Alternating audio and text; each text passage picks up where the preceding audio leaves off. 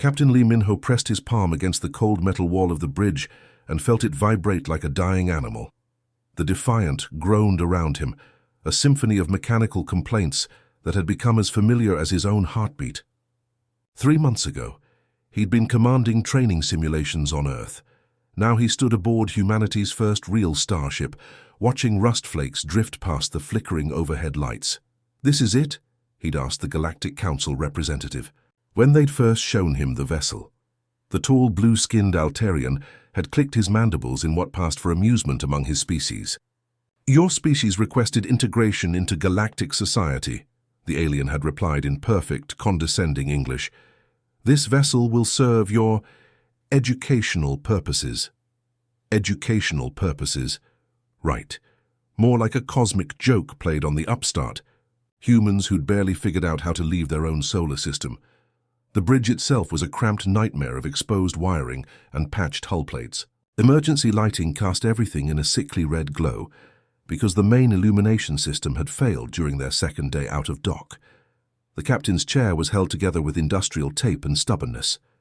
"Sir, the hyperdrive is making." "That noise again." Park Sora's voice crackled through the ancient comm system from 3 decks below. She sounded tired, and Lee couldn't blame her.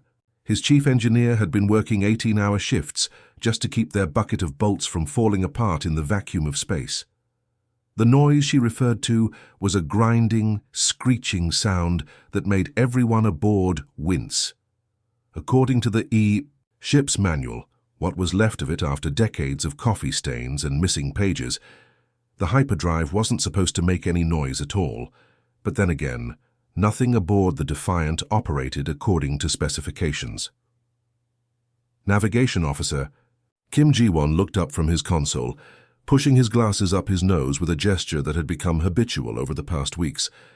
The young officer had graduated top of his class from the Seoul Space Academy, only to find himself squinting at displays that flickered like dying campfires. "The star charts are corrupted, and our sensor array has a range of maybe 3 light minutes. On a good day," Ji-won reported, his voice carrying the particular frustration of a perfectionist forced to work with broken tools. "I'm basically navigating by educated guesswork and whatever signals we can pick up from other ships." Dr. Yoon Ha-young, their lone scientist and medical officer rolled into one, ran her fingers over the cracked display screens that served as her laboratory interface. She'd been trying to calibrate their scientific instruments for weeks, but half the sensors were dead, and the other half gave readings that made no sense. "At least the life support works." "Mostly," she said with forced optimism. "We're only losing about 2% of our atmosphere per day, and the water recycling system only tastes like metal most of the time." Through the main viewport, one of the few systems that actually functioned properly, they could see the massive Kepler station slowly rotating in the distance. The station was a marvel of engineering, a joint construction project between a dozen alien species that housed nearly 1 million beings from across the galaxy. Docked at the station's various ports were the ships that represented the pinnacle of galactic civilization. The crystalline vessels of the Altarians caught and refracted the system's star, creating rainbow patterns that danced across their translucent hulls. Those ships could cross the galaxy in days, their crews living in luxury that surpassed anything Earth had ever imagined. The biomechanical cruisers of the Nexari pulsed with veins of living light, their organic hulls regenerating any damage automatically. Lee had watched one of their ships repair a hull breach by simply growing new tissue over the wound, like watching a cut heal in fast forward. The Zephyrian vessels looked like works of art, all flowing curves and impossible angles that somehow managed to house the most advanced computer systems in known space. Their artificial intelligences could calculate hyperspace jumps with precision that put human computers to shame. Each one was a masterpiece of technology that made their salvaged freighter look like a cave painting next to a holographic display. "There, laughing at us," muttered weapons specialist Choi Do-yun from his station near the back of the bridge. The irony of his title wasn't lost on anyone. The Defiant's weapons consisted of 2 mining lasers that could barely cut through an asteroid, and a single torpedo tube that hadn't been loaded since the ship was decommissioned. Earlier that morning, Lee had overheard a group of Nexari officers at the station's cantina. They'd been discussing the human experiment, in terms usually reserved for watching primitive animals learn to use tools. One had wondered aloud how long it would take for the humans to give up and request rescue, but Captain Lee straightened his shoulders and looked at his crew. 5 humans who'd volunteered for this mission, knowing full well they were being set up to fail. Park Sora, who could make miracles happen with spare parts and determination. Kim Ji-won, who'd memorized every star chart in the database because he couldn't trust his instruments. Dr. Yoon, who'd managed to set up a functioning laboratory in a storage closet. Choi Do-hyun, who'd been practicing combat maneuvers with mining equipment because it was all they had. "Let them laugh," Lee said, his voice carrying the quiet confidence that had gotten him this command in the first place. "We'll show them what humans can do with whatever we're given." The Defiant shuddered as her ancient engines came online, a vibration that traveled through every rivet and weld in her battered hull. The ship lurched away from the station with all the grace of a wounded whale, her hyperdrive already beginning that ominous grinding noise that would haunt their dreams. Behind them, the sleek alien vessels glided away from the station like dancers, their movements precise and effortless. Ahead lay the vast unknown of interstellar space, full of dangers that their outdated sensors couldn't detect, and threats their inadequate weapons couldn't handle. None of them realized they were about to change the fundamental nature of reality itself.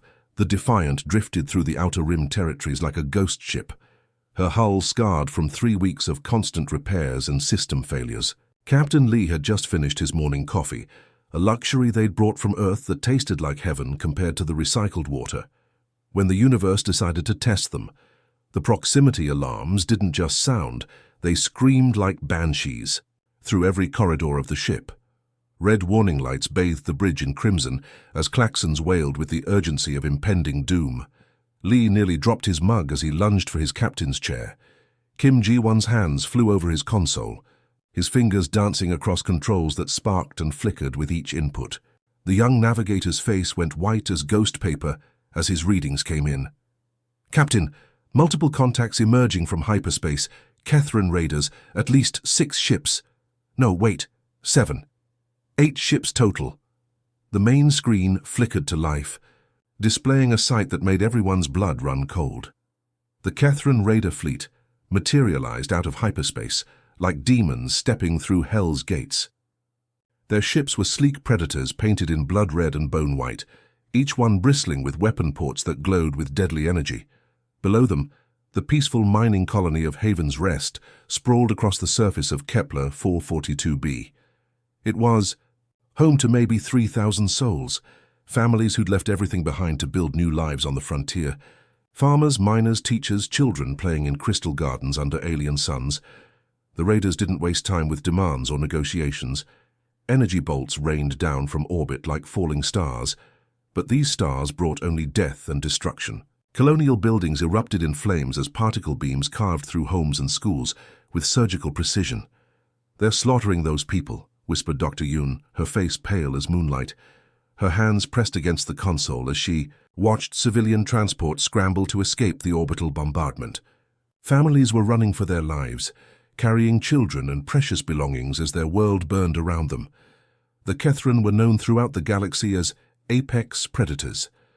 Their ships moved like hunting cats, graceful and deadly, each one capable of reducing a planet to ash within hours. They didn't take prisoners. They didn't negotiate. They consumed everything in their path like a plague of mechanical locusts. "We have to help them," Captain Lee declared, his voice cutting through the chaos on the bridge. Every instinct screamed at him to run, to get his crew to safety. But he couldn't watch innocent people die when he had the power to act.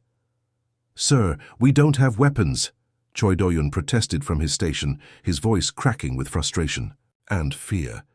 "Our mining lasers couldn't scratch their shields. Those raiders have military-grade armor plating and energy barriers that could stop a meteor." It was true, and everyone knew it. The Defiant's defensive capabilities consisted of 2 industrial mining lasers designed to cut through asteroids, not warships. Their single torpedo tube hadn't been loaded with anything more dangerous than survey probes. They were a mining vessel pretending to be a starship, about as threatening as a butterfly challenging a dragon, but Park Sora's voice crackled over the comm from the engineering deck, carrying a note of desperate inspiration. "Actually, Captain, I have an idea. Those mining charges we're carrying, what if we could overload them?" Lee's eyes lit up with understanding. Mining charges were essentially controlled nuclear explosions designed to break apart asteroids for easy harvesting. Each one packed enough punch to vaporize a city block, but they were designed for precision work, not warfare. The fabrication unit could modify the containment fields, added Dr. Yoon, catching on to the plan. Her scientific mind was already racing through possibilities, calculating yields and blast radii. Turn them into makeshift torpedoes. We could rig proximity detonators using the survey equipment. What followed was 15 minutes of controlled chaos as the crew of the Defiant transformed their peaceful mining vessel into an improvised weapon of war. Park Sora worked miracles in the engineering bay, stripping containment fields from mining equipment and jury-rigging detonation systems from spare parts and pure determination. Dr. Yoon turned her medical bay into a weapons laboratory, using surgical precision tools to modify the mining charge's internal components. Her steady hands, trained to save lives, now worked to create instruments of destruction. Kim Ji-won plotted attack vectors on his flickering navigation console, calculating approach routes that would give them the best chance of survival. Choi, Do-hyun prepared their laughable weapon systems, knowing that their mining lasers would serve as little more than distractions. The Defiant dove into the fray like a moth flying into a bonfire. Her ancient engines screamed in protest as Lee pushed them beyond their design limits, the entire ship shaking like a wet dog as they accelerated toward the Kithran fleet. The first mining charge launched from their single torpedo tube with a mechanical clunk that sounded more like a hiccup than a weapon firing. The Kethran raiders barely noticed the slow-moving projectile until it detonated in a miniature sun that turned one of their sleek Predator ships into expanding plasma. Park Sora rerouted power through systems in ways that violated every safety protocol ever written, turning their industrial equipment into weapons of war. She fed energy from the life support systems into the mining lasers, making them burn with the fury of captured stars. The environmental controls flickered and failed as she borrowed power from everywhere at once. The Kethran raiders, confused by tactics that made no logical sense, found themselves facing an opponent that shouldn't exist. Ships didn't fight with mining equipment. Civilized beings didn't turn industrial tools into instruments of destruction. The Defiant broke every rule of space combat, fighting like a cornered animal with nothing left to lose. A second mining charge caught 2 raider ships in its blast radius, the nuclear fire consuming their shields and armor like paper in a furnace. The Defiant spun and weaved through return fire, her battered hull somehow avoiding the energy beams that should have vaporized her instantly. "How are we still alive?" Kim Ji-won shouted over the noise of battle, his console showering sparks, as a near miss overloaded his systems. Captain Lee gripped his chair as the ship bucked and rolled through another evasive maneuver. "Because they don't know how to fight crazy." When the smoke finally cleared and the last echoes of battle faded into space, 4 Kithran raider ships were nothing but debris clouds drifting among the stars. The survivors had fled back into hyperspace, apparently deciding that whatever loot they might find wasn't worth facing the insane humans again. The Defiant hung in space, her hull scarred and smoking, systems failing all around them. But they were alive, and more importantly, so were the colonists below. "How did we do that?" Kim Ji-won asked, staring at his instruments in disbelief as damage reports scrolled across his cracked screen. Captain Lee looked at his crew, these 5 humans who had just turned scrap metal into a weapon of salvation. Park Sora, who'd made their dying ship fight like a warrior, Dr. Yoon, who'd turned medical precision into military tactics, Kim Ji-won, who'd navigated them through impossible odds, Choi Do-hyun, who'd made their pathetic weapons count when it mattered most. "We got creative," Lee said with a tired smile, as emergency lights flickered around them and the smell of burned circuits filled the air. The Defiant drifted through the Shadowmere asteroid field like a wounded beast seeking shelter.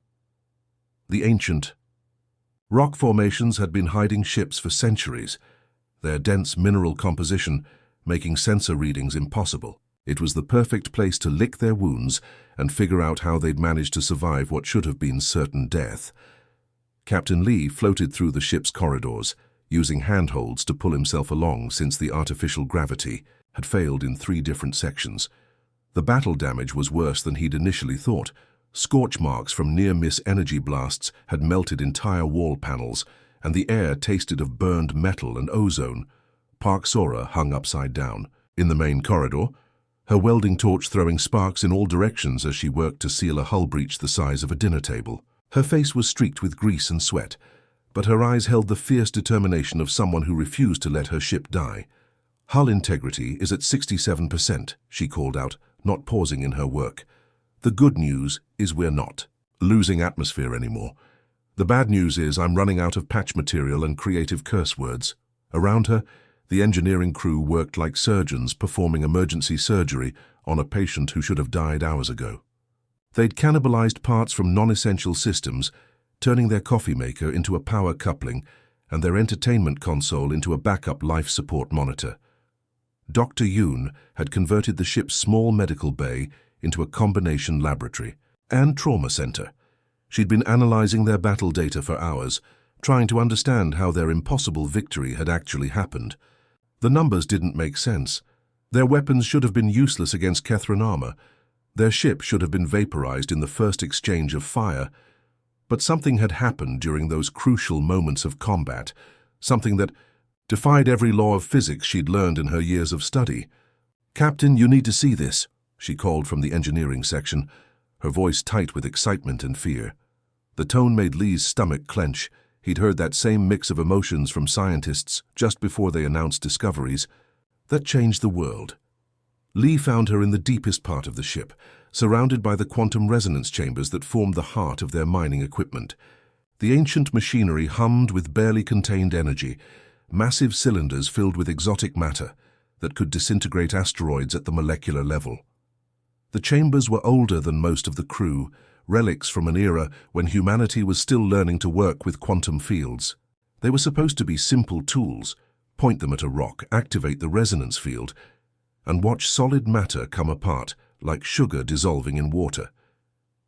During the battle, when Sora rerouted all that power through these chambers, something impossible happened, Dr. Yoon explained, her hands shaking as she showed him readouts on her portable scanner.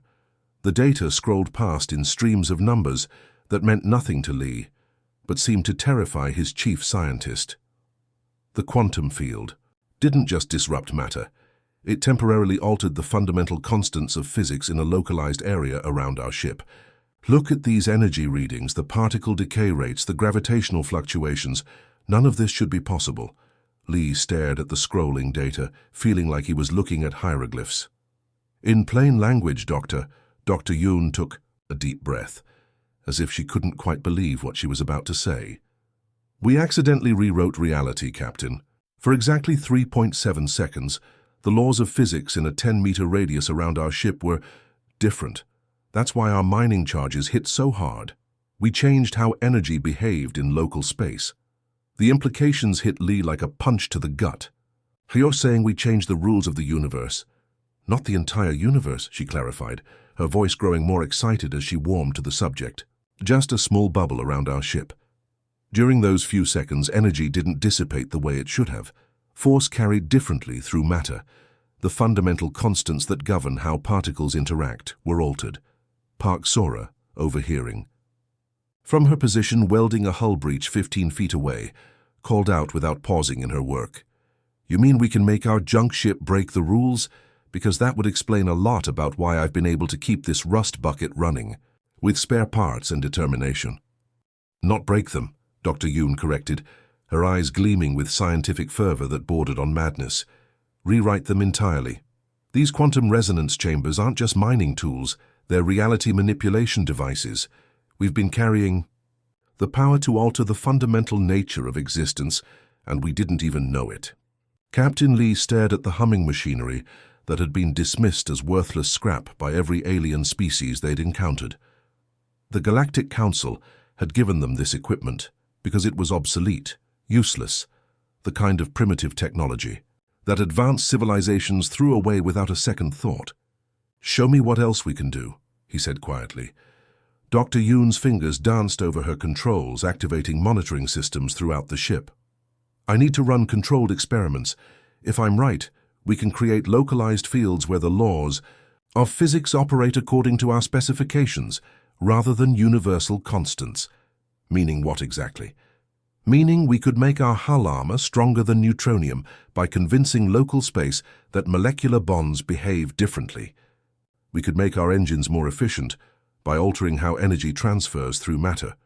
We could make our weapons deadly by changing how force propagates through target materials. Park Sora had stopped welding and was now listening intently, her engineering mind already racing with possibilities.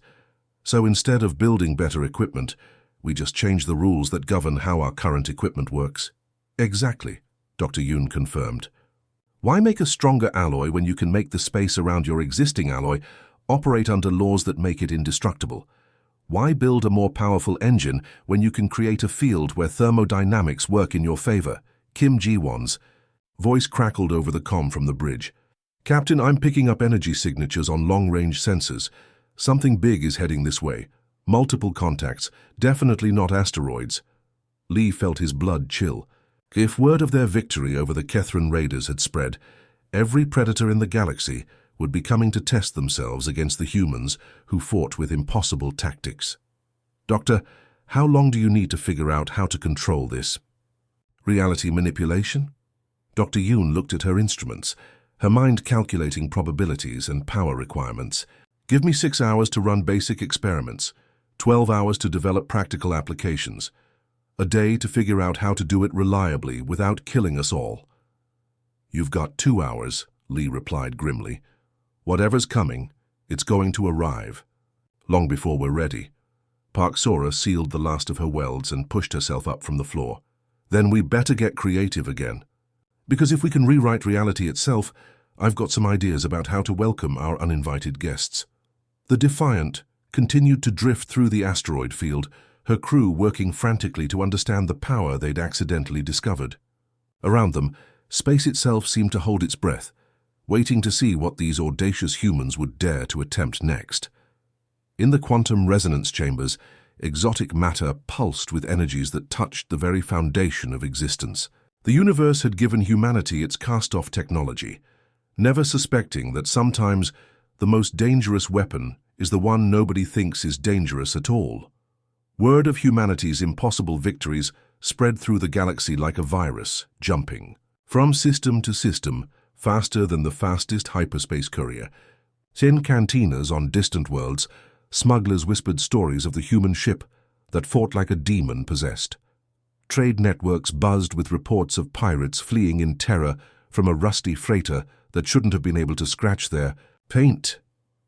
The Defiant had become a ghost story made real, appearing wherever there was trouble like some cosmic guardian angel. Slave traders found their operations disrupted by mining charges that burned hotter than solar flares. Warlords discovered their fleets scattered by weapons that defied every law of physics they understood. On the crystal homeworld of Altair Prime, Ambassador Zethkun stood before the Galactic Security Council, his translucent form shimmering with agitation. "The humans have engaged 17 separate hostile forces in the past 2 months. 17, and they haven't lost a single engagement," the assembled delegates murmured among themselves, their various forms of communication creating a symphony of clicks, whistles, and electromagnetic pulses. Every species represented had received reports of human activities that made no sense according to established military doctrine. In the Nexari Council chambers, Admiral Veltar slammed his chitinous appendage against the obsidian table, with enough force to crack the ancient stone. His biomechanical implants glowed angry red as combat stimulants flooded his system. "How does a primitive species with obsolete technology keep winning?" His question echoed through the chamber, bouncing off. Walls lined with the skulls of conquered enemies. The Nexari had built their empire on superior firepower and ruthless efficiency.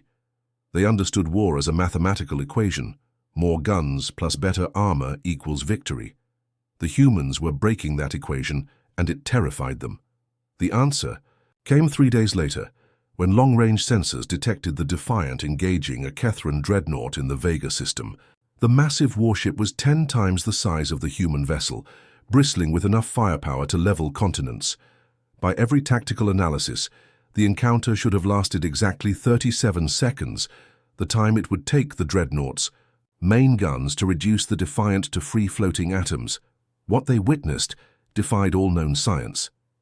Around the human ship, space itself seemed to ripple and change like water disturbed by a thrown stone. The very fabric of reality bent and twisted in patterns that made seasoned observers question their sanity. Energy beams that should have vaporized the old freighter instead sparked and fizzled as they encountered zones where physics operated by different rules. The dreadnought's primary weapon, a particle beam capable of cutting through moon-sized asteroids, struck the Defiant directly. Instead of vaporizing the human ship, the beam seemed to lose coherence, its deadly energy scattering like light through broken glass. Where the beam touched the Defiant's hull, the metal didn't even heat up. Then the humans fired back. Their mining charges, those primitive explosives that shouldn't have been able to penetrate military-grade shields, struck with the force of colliding planets. The Defiant's makeshift weapons hit with impossible power, as if mass and energy were obeying equations written by madmen drunk on cosmic impossibility. "They're not just fighting with technology," whispered Science Director Keithan, her tentacles writhing with barely controlled panic. "So they're fighting with reality itself." The observation deck fell silent as they watched the Kethran dreadnought, pride of their fleet, terror of a dozen systems, break apart under the assault of weapons that shouldn't have been able to scratch its paint. The massive warship crumpled like paper in a furnace, its death screams echoing across subspace frequencies. Aboard the Defiant, the crew had learned to work miracles that would have made ancient gods weep with envy. The ship had become a laboratory for impossible science, where the laws of physics were more like suggestions to be ignored when convenient. Park Sora could create pockets of space where metals became superconductors with zero resistance, allowing her to channel impossible amounts of power through systems that should have melted into slag. She'd learned to convince local reality that electromagnetic fields behaved like solid matter, creating invisible walls that could stop energy weapons cold. "It's all about perception," she explained to a bewildered Kim Ji-won during one of their experiments. "The universe doesn't really care what the rules are as long as something is enforcing them consistently. We just change the enforcement." Kim Ji-won had become a navigator who sailed through seas of altered space-time, threading the Defiant through regions where time flowed like honey or raced like wildfire. He could make their ship exist in multiple locations simultaneously, confusing enemy targeting systems that couldn't lock onto a vessel that was technically in 17 different places at once. "It's like playing hide-and-seek with causality," he said with a grin that would have terrified theoretical physicists.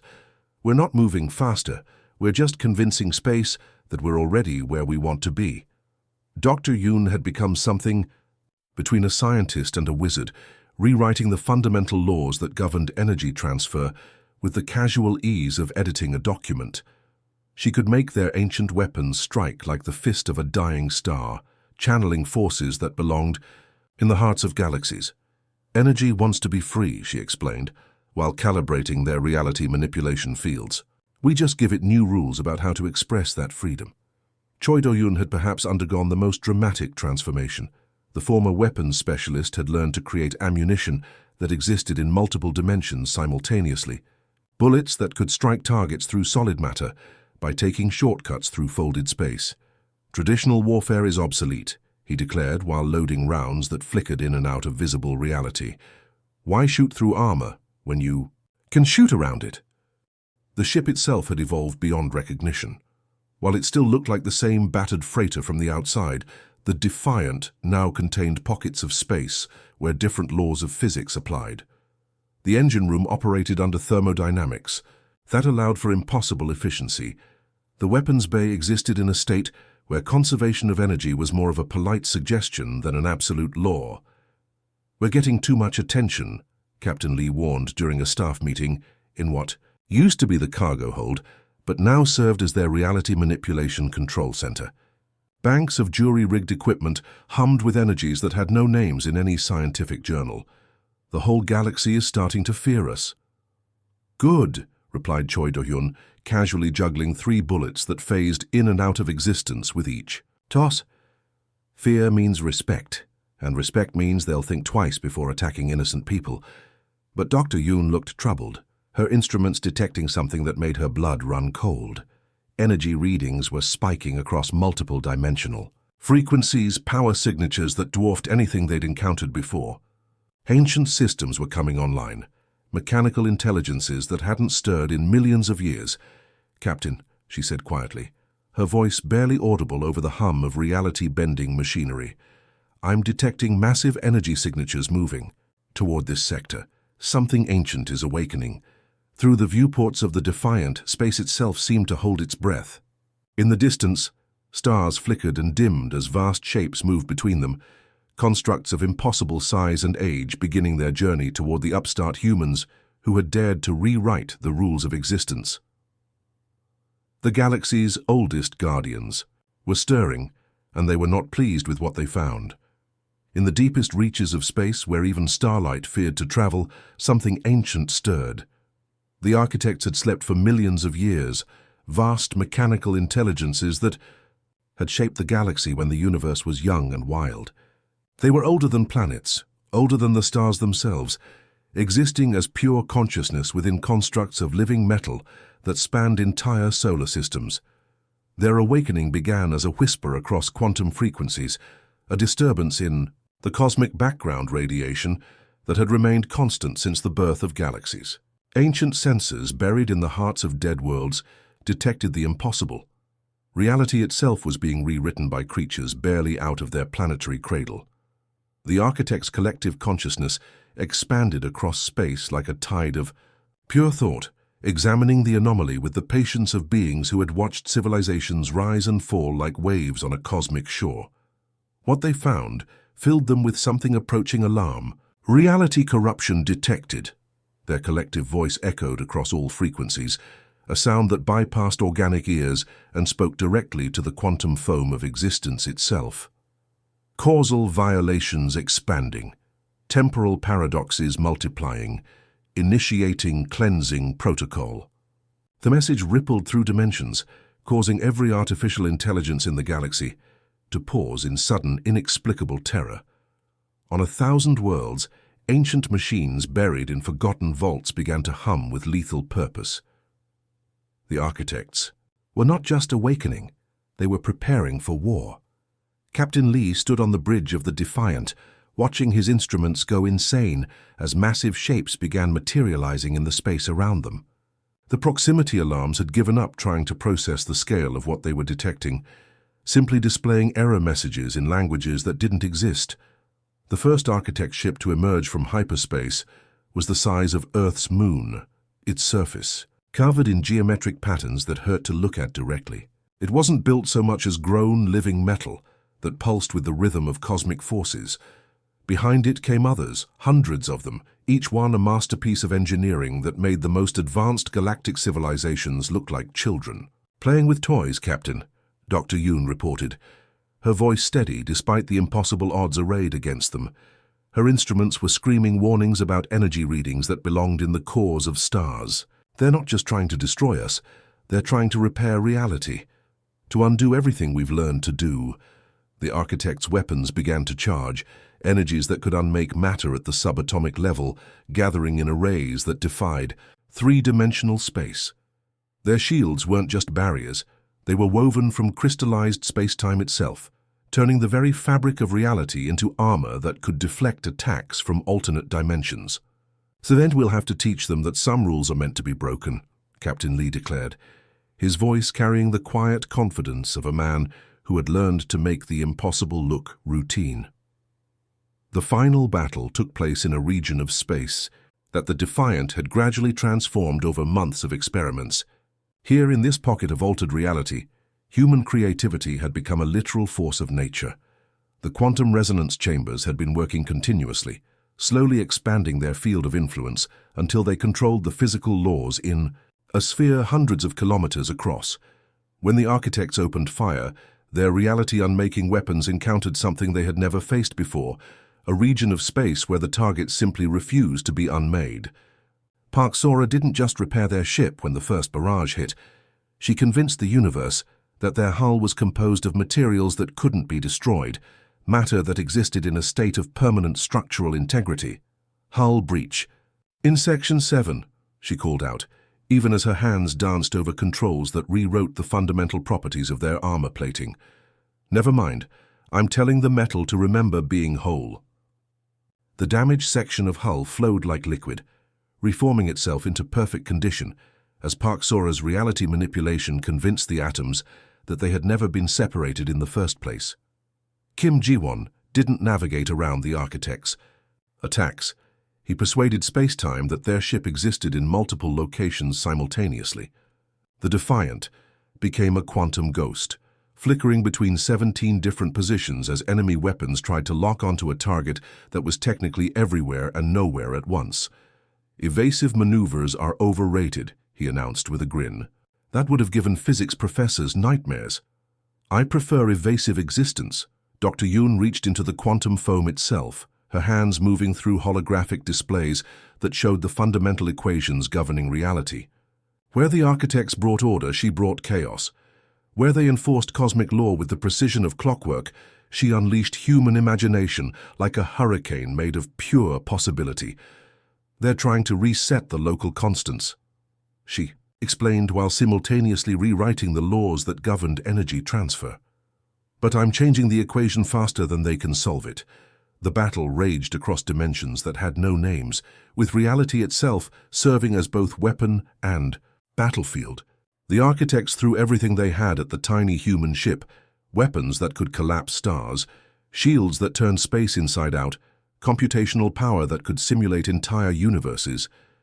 But for all their ancient power and cosmic authority, they had never encountered a species that could think beyond the possible.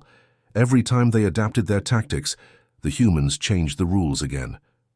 Every time they brought order to chaos, the Defiant found a new way to make chaos work in their favor. The architects began to realize something that shook their mechanical consciousness to its quantum foundations. The humans weren't trying to destroy them, they were trying to teach them.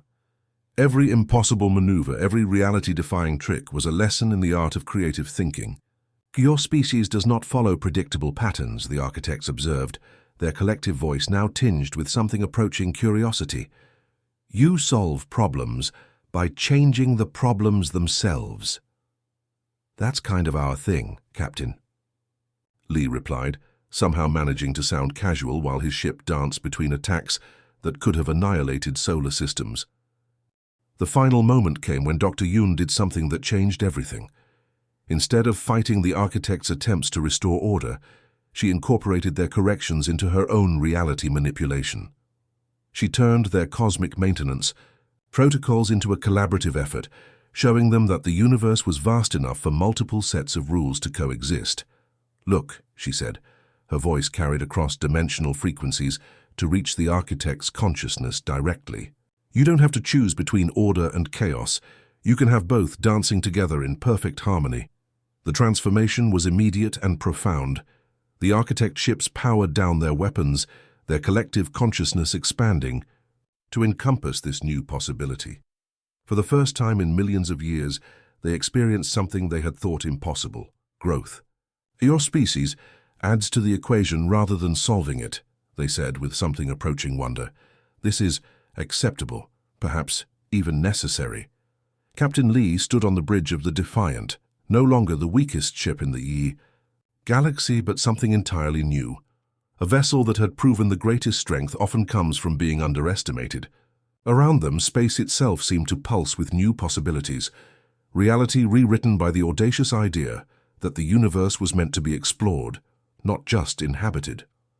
"What happens now?" asked Parksora, her hands still glowing with the residual energy of reality manipulation. "Now," Lee smiled, watching as the architect ships began to change, their ancient forms incorporating human concepts of creative chaos into their perfect order.